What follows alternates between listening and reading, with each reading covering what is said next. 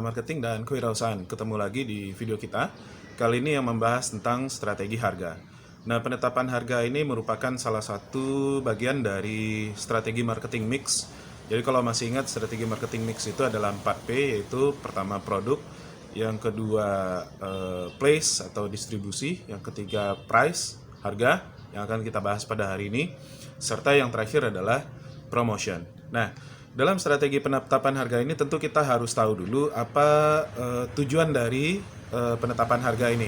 Nah, penetapan harga ini yang pertama adalah untuk mengembalikan investasi. Artinya dalam menetapkan harga, salah satu pertimbangan yang dilakukan oleh si perusahaan atau si produsen adalah agar investasi yang dia lakukan itu bisa kembali.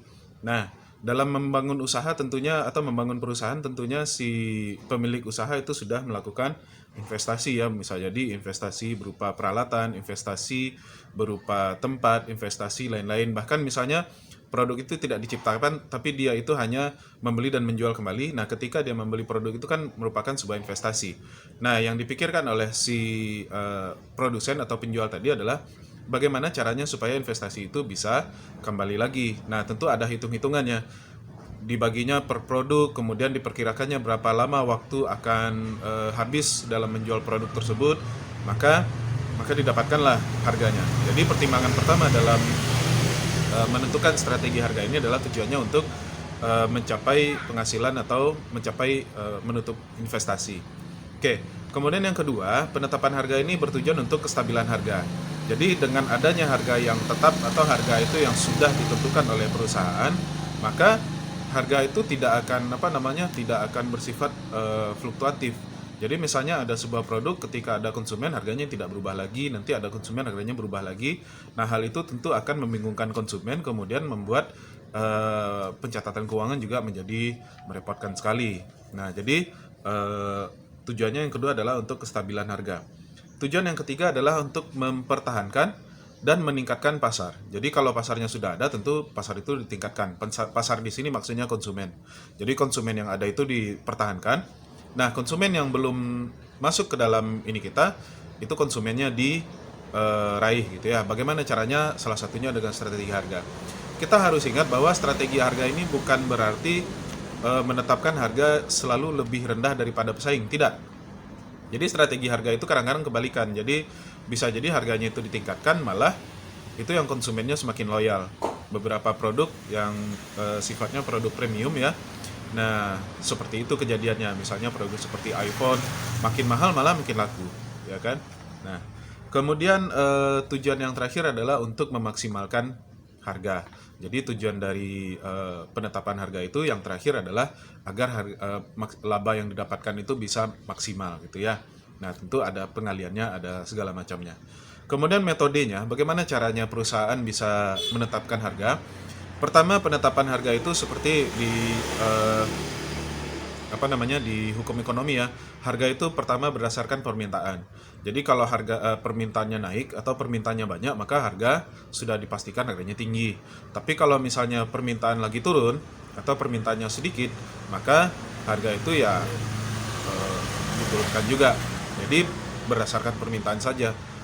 Makanya kalau produk yang laku itu ya harganya biasanya akan tinggi kan, karena makin banyak yang minta, produknya akan semakin langka gitu ya, semakin sedikit harganya akan semakin tinggi. Tapi ketika permintaan tidak ada, ya harganya akan turun.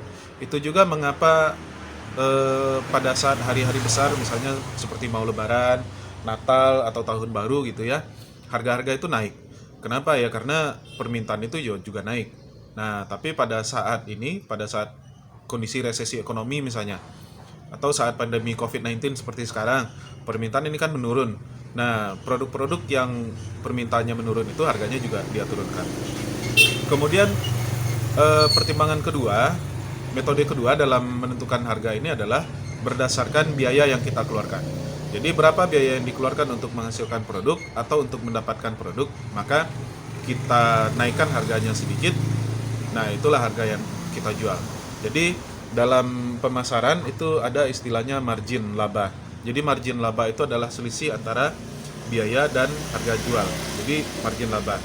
Nah, misalnya untuk memproduksi produk Anda itu per produk gitu ya, satuan produk biaya yang dibutuhkan adalah sekitar 100.000 misalnya, maka Anda jual sebesar 120.000.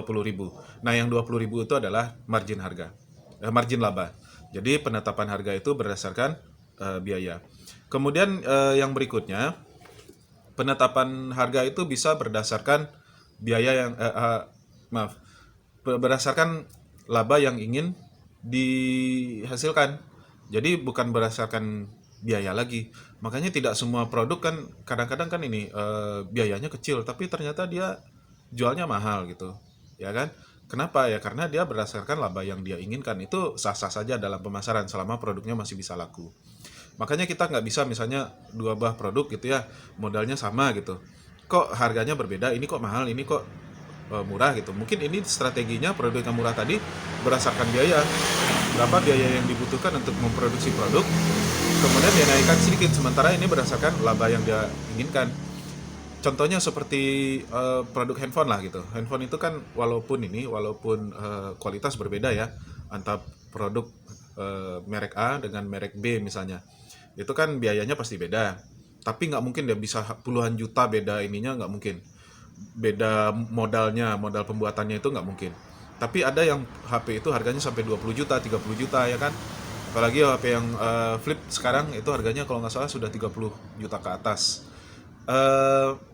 Kenapa kok seperti itu? Karena bukan berdasarkan biaya lagi dia menghitung harganya. Jadi harga itu berdasarkan berapa laba yang dia inginkan. Kalau produk-produk premium dia bebas-bebas saja seperti itu. Ditetapkan harga semakin tinggi justru itu yang semakin laku. Saya bahkan baca mengenai produk iPhone yang terbaru, iPhone 12 yang baru diluncurkan. HP-nya kurang lebih hampir sama dengan seri sebelumnya. Sekarang dikurangi malah, nggak lagi dikasih charger, tidak lagi dikasih headset, ya kan? Tapi justru harganya makin naik, ya kan? Nah, konsumen iPhone sudah antri mau membeli.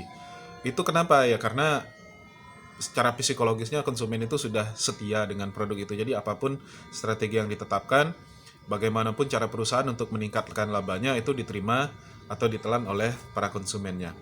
Kemudian penetapan harga itu yang terakhir berdasarkan persaingan, ya berdasarkan persaingan. Jadi berdasarkan persaingan ini, ya misalnya kita punya produk baru yang mau kita luncurkan, kemudian berapa harganya?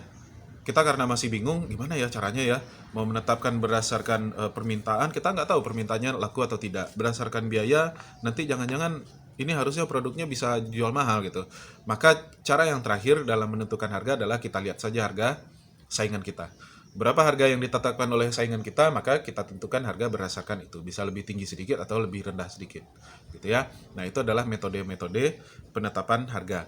Nah, strateginya bagaimana dalam penetapan harga? Strateginya itu dibagi berdasarkan produk itu apakah baru diluncurkan atau produk itu sudah lama di pasaran gitu ya.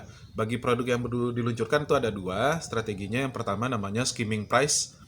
Skimming price itu ditetapkan harga tinggi, nanti lama-lama harganya dipangkas, harganya rendah. Artinya begini, harga skimming price itu adalah pertama kali ditawarkan harganya itu tinggi, lama-lama nanti harganya turun. Nah gitu. Biasanya ini pada produk-produk teknologi, handphone, laptop, apalagi produk yang ini ya, mobil misalnya yang memiliki teknologi. Kenapa? Karena teknologi itu kan semakin berkembang. Produk ini ketika diluncurkan dia teknologinya maju, teknologinya canggih, nanti lama-lama kan digantikan dengan produk lain. Jadi dia ketika seri 1 harganya tinggi, nanti ketika muncul seri 2 harganya lebih tinggi, yang ini diturunkan. Keluar seri 3 nanti yang ini tinggi, yang pertama dan kedua tadi diturunkan gitu ya. Nah, jadi itu adalah strategi skimming price. Jadi skimming price itu tinggi dulu harganya kemudian diturunkan. Kemudian strategi kedua bagi produk baru adalah penetration price. Jadi penetration price itu dia berusaha mendobrak persaingan dulu. Caranya gimana? Ditawarkan harga murah. Jadi murah gitu. Tujuannya apa? Supaya konsumen beli gitu ya.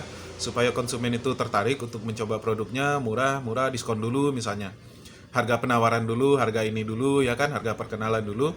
Nanti lama-lama kalau sudah banyak konsumennya baru harga itu pelan-pelan dinaikkan. Jadi kebalikan dari penetration. Kalau penetration tinggi dulu nanti diturunkan, tapi kalau penetration pricing harganya rendah, nanti lama-lama dinaikkan gitu ya. Kemudian bagi produk yang sudah beredar itu biasanya berdasarkan produk life cycle-nya atau alur hidup produk. Jadi produk itu kan diluncurkan dia eh, mungkin kita bikin video tersendiri nanti ya.